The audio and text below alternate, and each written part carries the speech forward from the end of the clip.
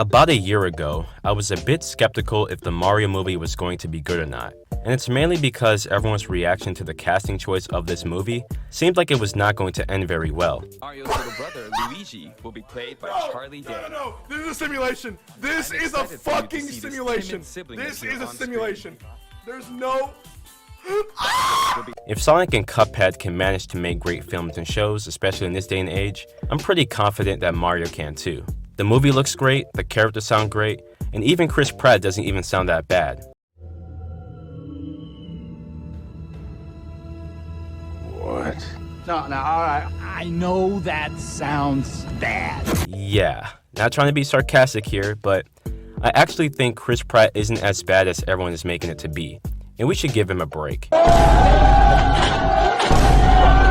It's only a snippet of his voice, I know, but I don't think he sounds that odd. My guess is that this is probably the first time people witness Mario speaking in full sentences, and since he's not sounding Italian like how Charles Martinet depicts the character, it's throwing a lot of people off. I get it.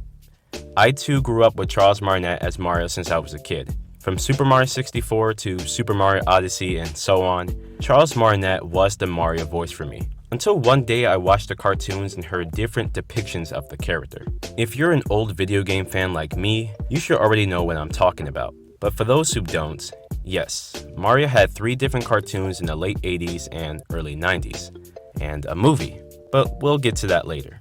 In all of these cartoons/movies, Mario also sounds completely different than what you're used to.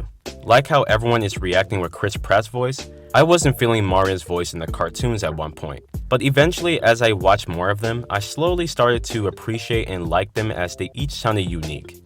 So, in today's video I figured to do an evolution of Mario's voice throughout the years in the media, mainly to show that Chris Pratt's voice isn't that vastly different compared to the ones that came before. That's right, Koopa.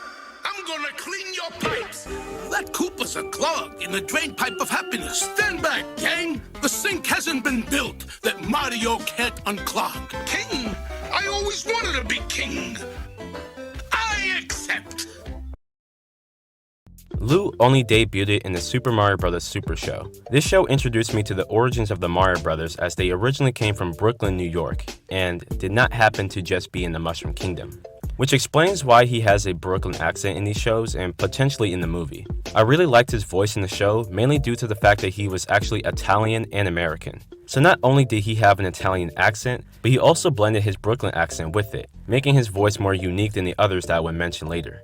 Now, Chris Pratt cannot sound like this in the movie. Not sure if this is a rumor or whatnot, but the main reason why Charles Martinet isn't casted as Mario in the movie is because not only is he not a Hollywood household name, but Nintendo didn't want to offend anyone with actors performing Italian accents who aren't Italian. I could be wrong, but it makes a lot of sense to me, which makes me believe that Chris Pratt is probably going towards a more Brooklyn accent. Egg? Yuck! But I think I know where we'll find Yoshi. Take that, you big lug. You don't scare me. Come fly with me, Luigi! Now go home and eat some vegetables. Dr. Mario's orders. Walker was the next Mario voice actor. If you were around during the YouTube poop era of the internet, then there's a good chance that you probably heard this voice before. Mama? Mama Luigi? His voice debuted in the adventure of Super Mario Bros. 3 all the way up to Super Mario World. These cartoons showcase Mario's Brooklyn accent, and I think it sounds pretty neat. Walker is not Italian. In fact, he's Canadian, which means he could not perform the Italian accent for obvious reasons. Who sent you? Are you from the city? Luigi, we got a broken dishwasher at the Riverfront Cafe. You know what that means? Scapelli. They beat us to it again. Another lost job. Yeah, I bet. Who's this Koopa clown? We gotta talk to that goofball now. I'm pretty sure everyone has heard of Bob before.